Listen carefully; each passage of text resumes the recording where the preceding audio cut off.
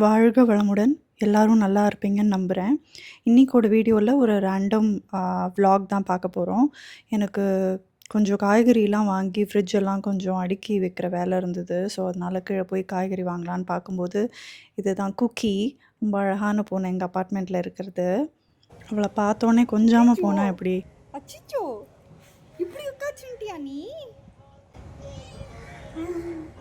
Show! Joe, இது ரொம்ப சமத்தா இருக்கே இது. இப்படி ஒரு பூனையா? இவ்வளோ க்யூட்டா அச்சோ! இருக்கா பாருங்க. ஸோ, அவள கொஞ்ச நேரம் கொஞ்சிட்டு, அதுக்கப்புறமா வீட்டுக்கு காய்கறிலாம் வாங்கிட்டு வந்தாச்சு. அடுத்தது வேற என்ன, அந்த காய்கறிய அடுக்குறதே ஒரு பெரிய டாஸ்க்கு தான். சின்ன வயசுல நான், எங்க அம்மா, அப்பா, அண்ணா எல்லாரும் சேர்ந்து கோயம்பேடு மார்க்கெட் போய் காய்கறிலாம் பல்கா ஒரு வாரத்துக்கு தேவையானதெல்லாம் வாங்கிட்டு வந்ததெல்லாம் ஞாபகம் இருக்கு. ஸோ, இப்போ கூட நான் வீக்லி ஒன்ஸ் இந்த மாரி காய்கறி வாங்கி எனக்கு இந்த மாரி அடுக்கி வச்சுக்கிட்டா எனக்கு ரொம்ப சௌரியமாவும் இருக்கு. எனக்கு இந்த மாரி பண்ணுறதுல ஒரு சாட்டிஸ்ஃபேக்ஷனும் இருக்கு. தனித்தனியா இந்த மாரி கண்டெய்னர்ஸ் வந்து அமேசான்ல பார்த்தேன். ஸோ, அத ஆர்டர் போட்டு இந்த மாரி அழகா அடுக்கி வச்சு ஆர்கனைஸ் பண்ணி வைக்கிறது எனக்கு ஜென்ரலாவே ரொம்ப பிடிச்ச ஒரு விஷயம். அது என்னமோ தெரில, மனசுக்கு ரொம்ப சாட்டிஸ்ஃபையிங்கா இருக்கும். ரொம்ப மெடிடேட்டிவா இருக்கும் ஆக்சுவலி.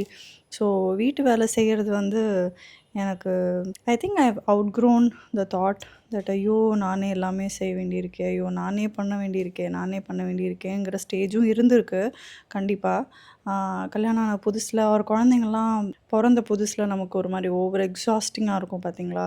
அந்த மாரி சமயத்தில ப்ராபப்ளி எனக்கு அந்த மாரி மைண்ட் செட் இருந்திருக்கு. கண்டிப்பா இல்லன்னு சொல்லக்கூடாது. But as we age and mature, எங்க அப்பா ஒண்ணு சொல்லுவாங்க, "do what you love and love what you do" அப்படின்னு சொல்லுவாங்க.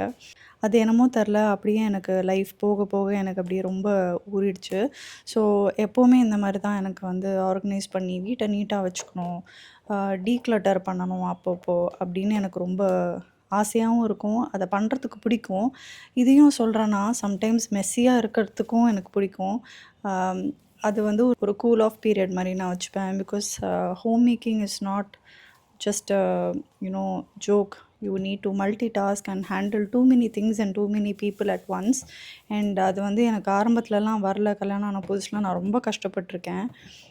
எல்லாரையும் சாட்டிஸ்ஃபை பண்ணணுங்கிற அந்த ஒரு இன்டென்ஷன் மட்டுமே இருந்து என்ன நான் பார்க்காம நிறையவே விட்டுருக்கேன். பட் முன்னாடியே சொன்ன மாதிரி as we age and mature beautifully we try to prioritise and occupy everything in a flawless way அப்படின்னு சொல்லலாம். அப்புறம் இந்த வீடியோவில் முக்கியமாக சின்ன வயசில் எங்கள் அம்மா கிட்ட ஐயோ இதெல்லாம் நான் சத்தியமாக வாழ்க்கையில் பண்ணவே மாட்டேன்ப்பா அப்படின்னு பயங்கரமாக வீரவசனம்லாம் பேசியிருப்போம்ல, அந்த மாதிரி ஒரு 3 விஷயத்த பார்க்கலாம். ஃபஸ்ட்டு இந்த ஆனியன் சாப் பண்ணுறது.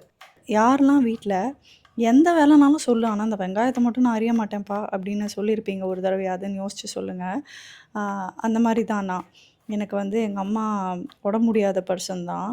ஸோ, சின்ன வயசுலலாம் நான் வந்து ஸ்கூலுக்கு கிளம்பும் போதெல்லாம் சரி அட்லீஸ்ட் ஒரு வெங்காயத்தை போட்டாலாவது ஏதோ இன்றைக்கி நம்ம ஸ்பெஷலாக குழந்தைங்களுக்கு பண்ணி கொடுத்த மாதிரி இருக்குமே அப்படின்னு சொல்லி 1, 2 வெங்காயத்தை அரிஞ்சு உப்புமா இல்லை ஏதாவது பண்ணி கொடுப்பாங்க. அது பண்ணும்போதெல்லாம் அவங்க அழறாங்களோ இல்லையோ நான் பயங்கரமாக அழுவேன். அப்போ எங்கள் அம்மா கிட்ட சொல்லியிருக்கேன் நான் நிறைய. வெங்காயத்தெல்லாம் எவன் கண்டுபிடிச்சான்? சாப்பிட நல்லா தான் இருக்கு. ஆனா சத்தியமா என் லைஃப்ல நான் வெங்காயம்லாம் கட்டே பண்ண மாட்டேன் அப்படின்னு சொன்னேன். ஆனா, அதுவும் ஒன் ஆஃப் த டாஸ்க்கா நான் பண்ணிட்டு தான் இருக்கேன். 2வது பண்ணவே மாட்டேன்ப்பா, எனக்கு அதெல்லாம் பண்ணவே முடியாது அப்படின்னு சொன்ன ஒரு விஷயம் வந்து தேங்காய் உடைக்கிறது. ஸோ, சொல்லும்போதே எனக்கு சிரிப்பா வருது. பிகாஸ் நம்ம எந்த வீரவசனம்லாம் பேசியிருந்தோமோ, அது எல்லாமே இப்போ வந்து நம்ம அட் அ பாயிண்ட் லைஃப் வந்து சொல்லிக் கொடுக்கும்னு நினைக்கிறேன். தேங்காய பத்தி யோசிக்கும்போது, என்னோட மாமனார பத்தி கண்டிப்பா சொல்லியே ஆகணும். மாமனாருக்கு கார்டனிங்கில ரொம்பவே இன்ட்ரெஸ்ட் உண்டு. ஸோ, அதனால அவங்க வந்து தென்னை மரம்லாம் நிறைய வச்சுருப்பாங்க. வீட்டிலேயே வந்து தேங்காய், அ அப்புறம் வாழை மரம் அதெல்லாமே நிறைய இருக்கும். எங்க மாமியார் வீட்ல தேங்காய்லாம் கடையில காசு கொடுத்து வாங்கினதா சரித்திரமே கிடையாது. அந்த மாதிரி இருக்கும்னா பார்த்துக்கோங்களேன். ஸோ, எங்க மாமனார் கிட்ட தான் நான் ப்ராப்பரா எப்படி தேங்காய் உடைக்கணும், அந்த ஃபைபர்ஸ் எல்லாம் எப்படி அழகா உதிர்த்து எடுக்கணும், அது எடுக்கிறது ஏன் எடுக்கிறோம், அது எவ்வளோ இம்பார்ட்டண்ட்டான ஸ்டெப்புன்னு இந்த மாதிரி ஒரு ஒரு விஷயமும் அப்சர்வ் பண்ணி பார்த்து நான் கற்றுக்கிட்ட ஒரு விஷயம். எனக்கு வேலைக்கு ஆக்சுவலி நான் ஆள் வச்சுருக்கேன் தான் இத்தனை வருஷமா. அப்பாடா! ஜாலி. நம்ம தேங்காய்லாம் உடைக்க வேணான்னு சொல்லிட்டு அவங்கக்கிட்டயே நான் பேசிருவேன்.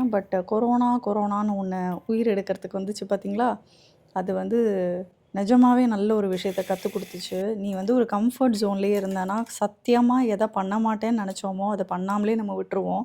நம்ம எதை நினச்சி பயந்தோமோ அதுவுமே நம்ம செய்ய மாட்டோம். ஒரு மாதிரி லெத்தாஜிக்காக விட்டுருவோம். மற்றவங்க செய்யட்டுமே அப்படின்னு விட்டுருவோம். பட் அந்த கொரோனா பீரியடில் அஃப்கோர்ஸ் யாருக்குமே எந்த ஒரு விஷயத்துக்குமே ஹெல்ப் இல்லை. எல்லாருமே பிக் பாஸ் வீடு மாதிரி ஒரே வீட்டிலேயே இருந்து ஓடவும் முடியாது ஒளியவும் முடியாதுன்ற ஒரு வாழ்க்கை தான் வாழ்ந்துட்டு இருந்தோம்.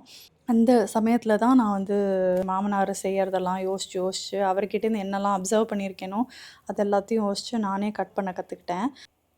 தேங்காயும் உடச்சி துருவியாச்சு. அதனால் சூப்பராக ஒரு தேங்காய் சட்னியும் ராகி அடையும் பண்ணலாம் பிரேக்ஃபாஸ்ட்டுக்குன்னு நான் செஞ்சுட்டேன். இதான் ஃபஸ்ட்டு டைம் ஆக்சுவலி நான் ட்ரை பண்ணியிருக்கேன். என்னோடய ஆனஸ்ட் ஒப்பீனியன் கொஞ்சம் உப்பும் காரமும் தேவைப்பட்டுச்சு. பட் இது எவ்வளோ சக்தின்னு நமக்கு தெரிஞ்சாலும் டேஸ்ட் அந்த அளவுக்கு சூப்பராலாம் இல்லை தான். பட் ப்ராபப்ளி நான் சொன்ன மாதிரி உப்பும் காரமும் கொஞ்சம் போட்டிருந்தா இன்னும் கொஞ்சம் நல்லாவே இருந்திருக்கும். வாட்டி கொடுக்கறதுனால என் பையன் என்ன சொல்கிறான்னு பார்க்கலாம். இந்த ராகி அடை எப்படி இருக்கு? ஓகேவா இருக்கா? அப்புறம் எதுக்கு முதல் ஸ்டார்டிங்ல நான் உங்ககிட்ட விளையாட்டா பேசுற பூரா நீங்க நம்பிட்டீங்க. ஐயோ ஐயோ.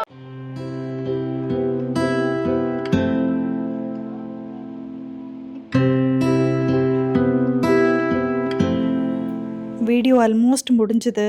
ஆனால் அதுக்கு முன்னாடி 3வது விஷயம், நான் அம்மா கிட்ட எது செய்யவே மாட்டேம்மா அப்படின்னு சொல்லியிருந்தேங்கிறத தொடர்ந்து பார்த்து தெரிஞ்சுக்கோங்க. அடுத்த வீடியோவில் சந்திக்கலாம். வாழ்க வளமுடன். 3வது விஷயம் பார்த்தீங்கன்னா, எங்கள் அம்மா கிட்ட சின்ன வயசில் நான் சொல்லியிருக்கேன் போல் இருக்கு. எங்கள் அம்மா தான் இதை என்கிட்ட சொல்லுவாங்க. அவங்க வந்து பாவம் ரொம்ப கஷ்டப்பட்டு ஃபிசிக்கலி எயில்மெண்ட்ஸ் அவங்களுக்கு நிறையவே இருந்துச்சு. ஸோ நான் பிறக்கும்போது அவங்க என்னெல்லாம் கஷ்டப்பட்டாங்க, இந்த மாதிரி ஸ்டோரிஸ்லாம் கேட்கும்போதெல்லாம் நம்ம மைண்டில் ஒன்று ஓடும்ல, அந்த மாதிரிலாம் இருக்கும்போது நான் பயங்கரமாக வீரவசனம்லாம் பேசியிருக்கேன் போல் இருக்கு. ஐயோ நான் பெரிய பொண்ணானா கண்டிப்பாக குழந்தலாம் பெற்றுக்க மாட்டேன்ப்பா அப்படின்னு சொல்லியிருக்கேன் போல் இருக்கு. ஏன்டி அப்படின்னு கேட்டால், ரொம்ப வலிக்குமே, நீ தான் சொல்கிறியே வலிக்குதுன்னு, அதனால் நான் அதெல்லாம் பண்ணவே மாட்டேம்மா, வேண்டாம் எனக்கு அப்படின்னு சொல்லியிருக்கேன்.